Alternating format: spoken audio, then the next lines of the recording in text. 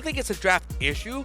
I have Execution, I feel. It's execution, definitely. And Pure execution. I have another question though for Blacklist is, are they going to continue to ban the Selena? That's it from me.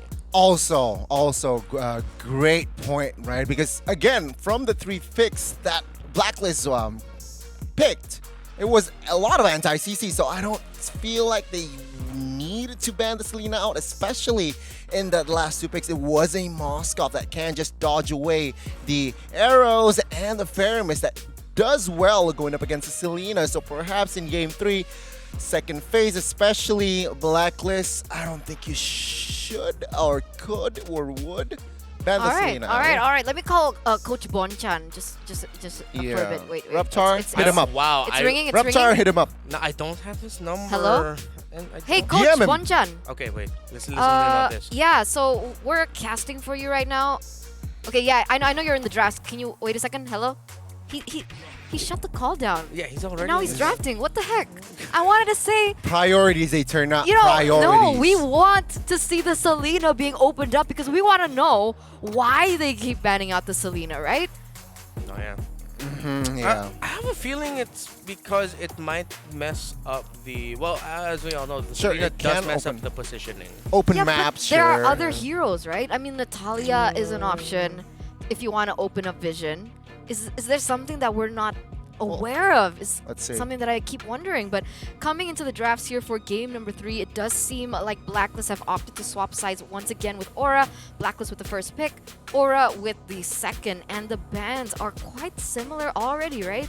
Kadita, Arlot, you see the Novaria being taken away by Blacklist, and for the side of Aura, 1-1, Joy this time around. And I'm wondering if Fanny Lance is going to be an option that they want to take off the board here for game number 3. Yeah, let's see here. It's going to be the Ooh. Valentina, though. So a little bit different here. Remember, game 1, it was this side. Blacklist didn't ban the Novaria, though. Yeah. But this time, they banned out the Novaria.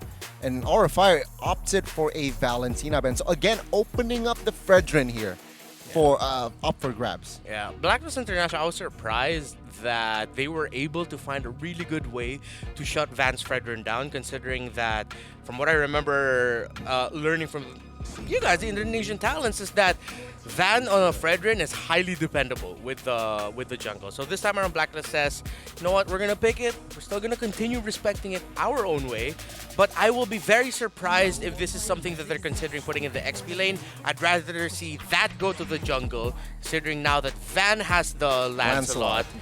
They're gonna be constantly invading along with the Eve, but Gani, more picks coming in hot. Wow, fast. Very fast here, turn out. It's a little switch. Farsa will be picked up here. Game 1, it was the Valentina, so it's going to be high ground versus high ground. But this time, what will Aura pick? Last time, they picked up Claude, but Yu Zong is very, very juicy here, especially going up against the Farsa. Yeah, I think Yuzong is like a really hot pick. If Blacklist knows anything, maybe they do have an option of picking up the Selena this time around. But I think Yuzong is really great, right? Yuzong can use the Black Dragon form to go into the back line, disrupt Farsa's ability to even have a say in those team fights, seeing that her utility can be cancelled. But instead they go for the glue. Aura needs to ban out the Faramis this time around then. Yeah, for sure. You definitely take that out. It'd be slotting it perfectly with the lineup of Blacklist, and when it's glue, the Faramis is usually picked up by the opposing side. But they decide to actually ban out the Harith. They were thinking the possibility of Blacklist Using an APC. Yeah, using that for... Oh, that's interesting. Okay. Okay. So they're going to choose now probably to ban out another OHEB hero, potentially. Will they? There Okay, it is, yeah. They will commit to the gold lane. So opening up the Faramis, are they going to pick up the Faramis themselves in that second phase? Perhaps. But Blacklist, they still banned the Selena out. So this is very, very interesting. 3 straight games. 3 Selena bans in that second phase. Last ban here, what will they go for here? This time around makes sense though, because you have the Farsa, which is quite vulnerable if there is a Selena. But will they commit to another potentially roam ban. Yeah, that's the question here. I'm not really sure who they're trying to cover for up until this point. If they do still want to go ahead and cover up for the Farsa, they could still go for the... Okay, they can't. Well, technically they can because Kabuki is known to utilize the Yuzong in the gold lane, but instead they go for the Melissa takeaway. So that leaves only a few options for that gold lane. Carry, Carry. Brody, we have Beatrix that's still left open for perhaps Blacklist to pick up again. I wouldn't actually mind Blacklist picking up the Moskov Okay. once more. The Brody, yes, there's a lot of dive coming in, especially from the Lance, but I feel like they're going to need that crazy amount of attack speed. So they could pair this with a Moskov Faramis, because I don't see High considering picking up a Faramis in this scenario, considering that he's also up against the Lapu Lapu and the Farsa with Lightning Truncheons. But no, Blacklist says we're going to pick the Kaja, and Blacklist is actually go Beatrix instead. I think it's a safer pick. I think it's more versatile in lane as well, coming against the carry. Kaja really good for that single lockdown engage on the Lancelot as well as the carry. So it looks like they have the answers to probably all the aggression coming in from Aura. And I'm curious to see what... Okay, we're going to see a comfort pick here for High. He's actually used this once in the jungle as well. So he knows the hero out and in. Kufra, the choice. Well, head-to-head, Kufra Kaja. Kaja wins that one. Yeah. But overall, if you need CC, especially our fire composition-wise, they need CC. Yeah, Kufra missed the perfect pick. I had to go with Aura Fire for Game 3. What about you, Reptar? Oh, you know I'm leaning towards Blacklist International, but just like game number 2, this I'm going to say a hero that I'm scared of. I'm scared of the Kufra. Okay, and since this is the last game of the series, I'm gonna go for Aura Fire, hashtag Indo Pride, and with that, let's throw it to our casters. Take it away. All right. Calling it down the middle here. Gideon and Leo back at the desk. This is as comfortable as it gets for both Aura Fire and Blacks International, because as Eterna mentioned, and we were having a little conversation here on desk as well, even Blacklist has a majority of their comfort picks all throughout.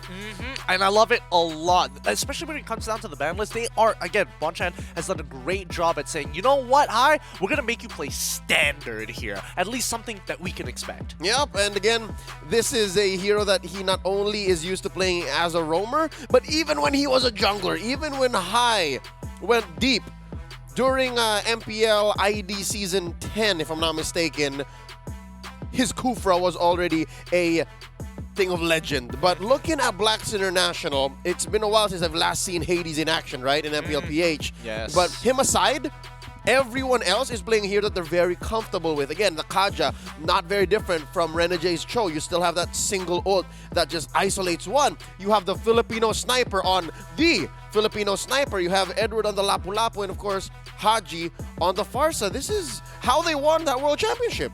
And the scary part is that both sides have some really good responses to when the initiative has been stolen away from them. And that's the scary part, right? That counter engage is always going to be harder. Not to mention the Vancelot from Game 1, our MVP. Let's go into the game here. A purple start for both junglers. All right, okay, looks like it's pretty standard from both sides at the very least. We'll see whether Van is actually able to get ahead like he did last time, but then again, it's going to be Hades. He's going to be playing on this Fredrin. It's hard to start falling behind. He's always going to be relevant. Yep, I know that a lot of y'all watching, agents or a fam alike, just fans of MLBB Esports, watching the SPS, will say that, hey, Hades' debut under the Blacklist banner might not be the best, but with a hero like Fredrin, at least he can be comfortable. Can we talk about Haji for just a second? He's been playing such good standard games. Wait, hold on. They're already finding the initial engagement onto Renege's side. He's trying to get out of the light wheel and manages to walk away. So keep in mind, you don't want to sit in that light wheel for too long. Back to Haji though, but wait, up top! Yep, it's going to be bad. He's looking for that first blood, finds it on towards Edward's side, and that's why it's a tough matchup. Lapu Lapu does not get good until level 4 in blue. He's just going to bully him out of here. Now let's talk about Haji. Yep, because he has been super consistent in the past 2 games, and now he's on a volatile, scaling artillery mage. Yep, and he's playing it well. Look at how well he's bullied Reza. Reza, by the way, been killing it on the Valentina 2 games in a row, despite that loss in game 2. But just the same, now he's on the Eve. So it's the Eve versus the Farsa. It's a square versus a circle. There's the engage on Palevi. Yep, and again, Palevi, you have to use that early flicker, make sure that he lives. He doesn't need it for the upcoming turtle fight. It'd be useful to have, but at the very least, he knows that he's going to live and hit level 4. And the thing is, he spent the flicker because if he died, he would have missed level 4. It would have been a much harder fight. So here, if he commits to it, gets that last wave, he can get a split. Now Haji's in trouble. Real world manipulation already coming out, but Feather Airstrike as a response. They trade 1-for-1 on either side, though. Turtle falls into the hands of Hades from Blacklist International. They walk away, even though it's 2-1. At least they got the turtle. Gideon, was that Haji's first death this whole series? I feel like he's died before. He's died once in game 2. He's died once in game 2, but will be the second death, and I'm more surprised that he died before the 6-minute mark. Interesting, but it was the trade for the turtle, so I get it. This is a worthy sacrifice for what could be Blacklist's comeback, because again, they're looking at a reverse sweep, and Aura Fire just wants to get back on the horse here. They want to come back into a winning position, which they currently have right here. 300 gold ahead. I see why he died. I see why that he actually looked for this trade. Look at it. Reza at level 4, Haji at level 5. They're going to get into engagement again. It's going to be Hades tanking as much as he can. Oh, great Divine Judgment coming in from Renegade. He won the counter engage, though. It looks pretty good, but Van, he's got to decide on what he wants. As Blacklist International split apart, Kabuki is able to join the fight just in time to take out Hades. A 2-for-1 trade in favor of Aura Fire. And Aura Fire are just burning up now. They do not want a replay of game 2, so they want to stay ahead as much as possible. And key here is Van on the Lancelot. We've already seen what that does. And Kabuki on this carry, who just, wow, built up a corrosion site. That's fast. He is not that far ahead of Oheb, but the fact that he's willing to show up in fights sooner makes all the difference. High with a jump. Yep, they've already broken a majority of the shielding. High, he's going to die here. There's nothing that he can do, and now Oheb finally catching back up. Again, corrosive side, cost-efficient item in comparison to something like a Hunter Strike or even a BOD. Is this as early on Ube as it gets? Oh, they broke it up. All right. I was afraid that Blacklist was just going to go straight up Ube. 3 minutes in, let's Ube now. Yeah, Ube now. No time like the present. And Levy, he's doing a good job at keeping 8-0 in check while the bottom side. That's where we're seeing a lot of that focus between Aura Fire and Blacklist. Yep, Turtle spawns up in the upper quarter of the map, and oh no, not a good time to be Palevi. I think he's fine, right? He's still got the split technically. He's trying to walk away from 3. It's not looking good now. He goes into the split. Vaughn's trying to help. Renjay's waiting for it. High. Could look for his spots. He finds it. No! Doesn't hit Haji in time. They're trying to get on top of Hades as the counter response here. It's now turned into a fight, and it's going to be High. He finds 2. Feather Airstrike to deter the rest of Aura Fire as they back away, and Edward still should be able to secure this kill on towards Vaughn's side. Gets it as the real world manipulation comes out of Reza, only finding 1. Renjay flickering forward. High trying to slow him down, gets hit by the Divine Judgment. Better him than anybody else, but Palevi already using the grab to slow them down. This is not looking good as Aura Fire finally call it quits. 100 seconds on Renegay's flicker. Took a while to find a target there. Eventually does get a pull onto High, but it was all just for the tempo, just to make sure that R5 don't push the advantage here. Turtle scored by Blacklist this time around. 100%, and they pop Palevi here. This is a great move for Blacks International. They're buying so much space for Oheb, who has had, dare I say, the most comfortable game he's had in game 1, 2, and 3 so far. And there's a jump by High, threatening Edward.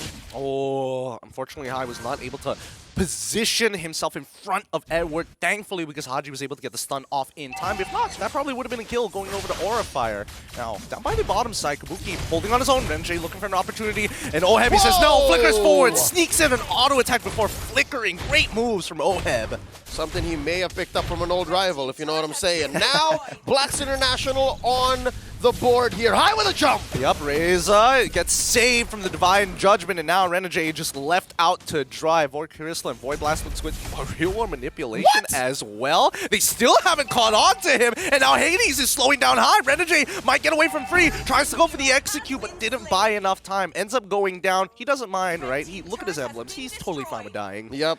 Didn't get enough time between a last hit between the turret and an opponent for the kill reset to just turn into a free kill. But looking at the gold lead here, only really Van is the one who's getting way ahead of Blacks International. Elsewhere, it's Blacklist all the way. That's what this 1,500 approaching 2K gold lead looks like right now. 6-5. Tier 1 lost up top and down bottom. So yeah, Blacks International, this is a pretty comfortable lead. Yeah, I mean, this is the first time we're seeing this version of Blacklist International actually obtain a lead this early into the game. But now this might be a full-on fight here. Van, he's trying to bait this out, but the rest of Aura slowly showing face in the mid lane. We see Palevi flickering forward to make this happen. Split has been activated. Divine Judgment as well. Real World Manipulation to look for an opportunity onto Hades as Vaughn is able to take out the backline just in time with the help of the Real World Manipulation. But notice that it's going to be Edward taking out their backline as well. That's a 3 for 2. The bravest fighter still lives on. And just like that, Oheb, a switch inside of him. This is the best Beatrix game he's had all series. Game 1, not so good. Game 2, it was a Moskov, and now he's so comfortable. Again, you see how much he was free hitting. And the punish, Kabuki finding a window though, trading that turtle from a lost trade to a tier 1 push up top. Aura Fire not quite out just yet. Van meets up with Edward and Renegade here. Interesting, no one wants to give up mid. Yeah, I think right now, Aura Fire just need to take a step back. Let's look at the instant replay, right? Because again, you can see that Pahlevi is trying to make sure that Renegade doesn't make this play, right? But he could have been on someone like Hades and then look to turn around and take the turtle afterwards. Yep, and what that bought for Blacklist is a lack of focus on Oheb. And that's what just let all the damage on through. And now Blacklist 2K ahead. Aura Fire just finding the little gaps in Blacklist's housekeeping. See, they're having High take care of that alongside Kabuki Reza. Never want to do this. You never want to do this because, again, when you're playing Farsa, you just have bigger base damage in comparison to a Heath needs multiple taps in comparison to Haji's. Just a quick 3 is more than enough. Yep, it's basically the difference between a shotgun and a submachine gun. The RWM needs a lot to make most of it, but for the Feathered Airstrike, yeah, as you said, 3 pumps, that's it, and he has a lightning truncheon, so that's what's dealing all this damage. And look at this deadly bush. I wonder if Hades knows that there's 4 in there. He's sniffing it out, right? He's not bothering to face check. If he did, he probably would have died. And wow, that's just a passive and 1 tick of the Feathered Airstrike onto Kabuki. Keep in mind that Haji's going to remember that. Yep, Haji should, because looking at the max damage dealt, he's only second to Reza. So yeah, Reza has been planning himself with the RWM swiping and tapping as much, but yeah, Haji's just 100 damage away from him, second place right now. We all saw that, right? Oheb, he wanted to go check the pixel brush. The rest of Blackloot was like, no, don't do that, don't do that. No. Turn around. And now High, he's going to start opening up the map. The Lord is spawning in 2 more seconds, but the housekeeping needs to be done. Yep, and it looks like they let go. Low minion count for the bottom lane, so that is going to be an advantage. Renegade spots one. High looking for the jump. Yep, he gets on top of Paul Levy so far. And it's raid! No, he channeled the split too early. He needed to get out of there. The RWM is up on top of Renegade so far, but Vonnie's so out of position, forced to use the Phantom Execution to get back in, and now the Feather Airstrike is free to go, but it's going to be Aura Fire who secures Lord as the rest back away. Only 1 casualty so far, about to be 2. High can't seem to escape, and the bonk is going to send him back to the base. Haji, so consistent. And they are going to convert that death ball into a push in mid. But Gideon, I think it would be an injustice for us to not say Van is a madman. You see that wreckage, you see that steal. He made the most of a losing situation by saying, you know what? We have the major objective. We lost what we lost. There's no use crying over spilled milk. Yeah, and now he's got a 2-level lead against Hades, right? We talked about it earlier that if we see Van just get ahead, he does so much on Levy. He needs to be able to start using his flicker defensively. He can't just be channeling split in front of their face anymore. And that's what's difficult when you're facing off against Blacklist, who has pretty good damage coverage between Haji and Renegade on magic, and then the rest on physical.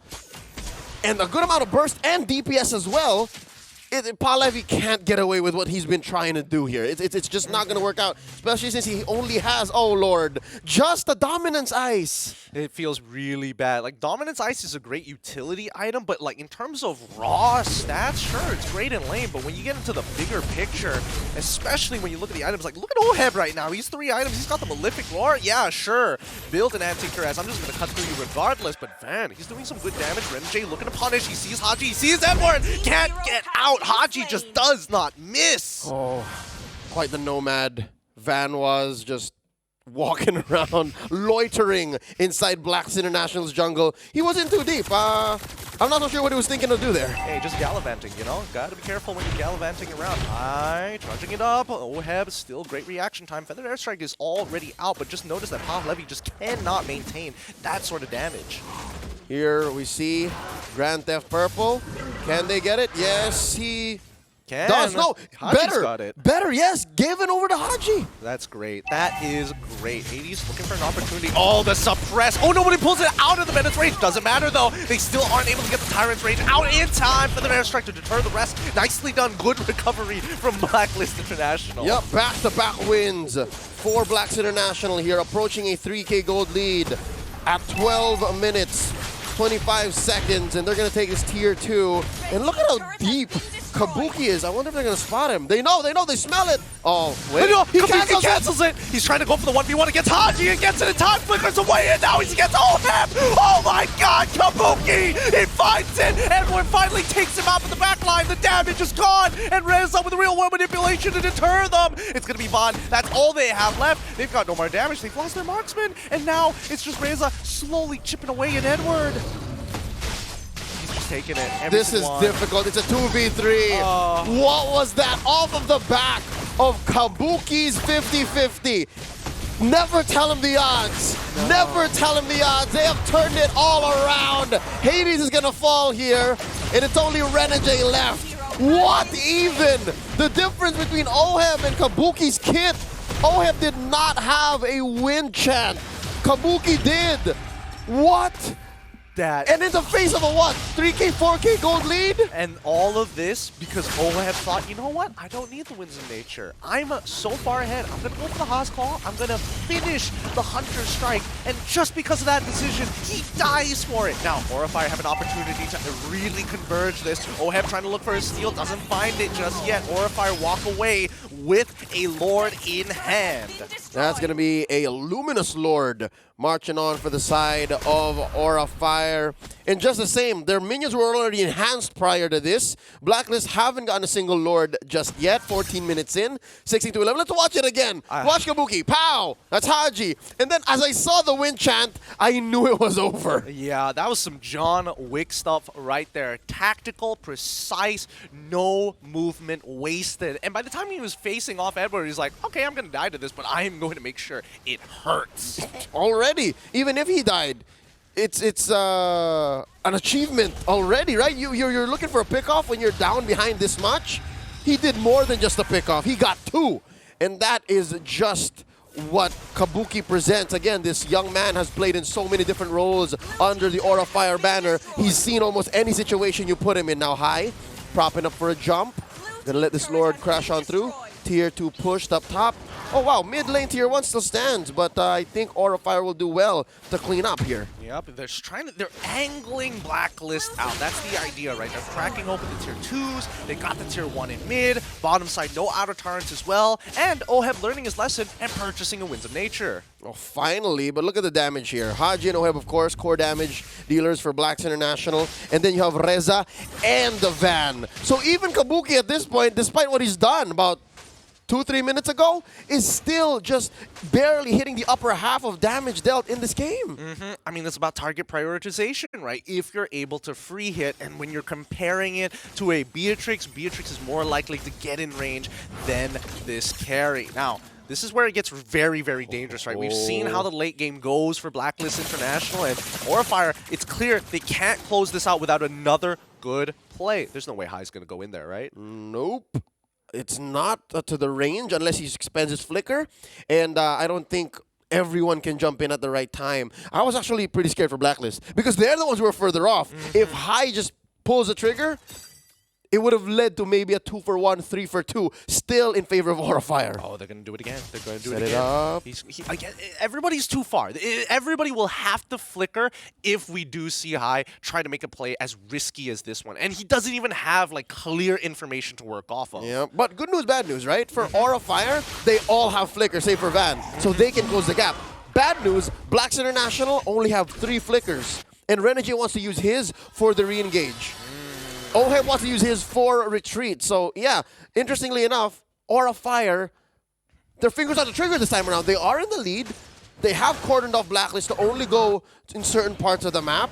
And even Edward's in trouble. Yep, they find Edward. Nicely played by Aura Fire. They knew that Blacklist International would not make the same mistake twice in game number 1 where they just didn't do their housekeeping. So they punish Edward for that. Now, after a readable play, they start moving down. But notice, 2 members now hiding in the bush on that top side, making sure they don't give away that information. And now moving in towards mid to zone Blacklist out. Can they take this 4v5? It's very unlikely. And Palevi, he's going to make sure that Hades is nice and stacked up. So when he splits, it's going to matter. Bandit's Rage is already coming out as Palevi is already taking too much Feather Airstrike as well to try and secure the kill.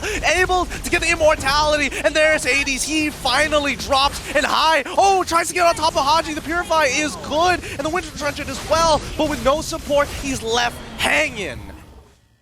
Blacklist International got nothing. Not even a trade. Aura5 takes everything. 2 for none. Plus a Luminous Lord sitting at 5,000 gold ahead. Bare minimum, Gideon. Bare minimum. Aura5's taking 2 inhibitors. All right, let's see how much damage they can apply onto Blacklist International. The siege is going to continue, but again, the high ground defense from the side of Blacklist International is good. Even Edward is willing to expand his ult just to clear waves. What sucks about it is the fact that the Lord just spawned and now the waves are starting to crash. Yep.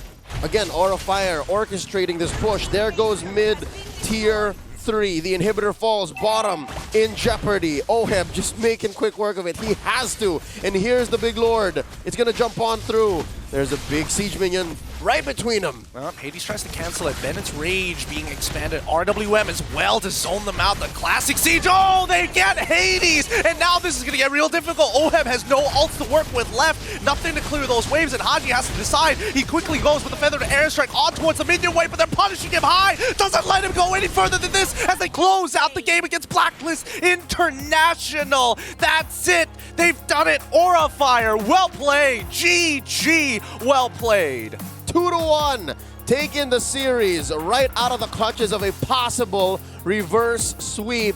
The Aura fam rejoices. The flames and fires burn. And you can see the look of disbelief in Blacks International. They had that. It was the mid-game to the late game, and then suddenly Kabuki happened. Yeah, I think they know what the mistakes are. They know exactly what's happening internally. We are only looking from the outside, but they feel it the most, right? They feel it the most that things could be better, things could be more polished. Yeah, and again, they can build on their synergy. But at least, we can rest easy. As agents, as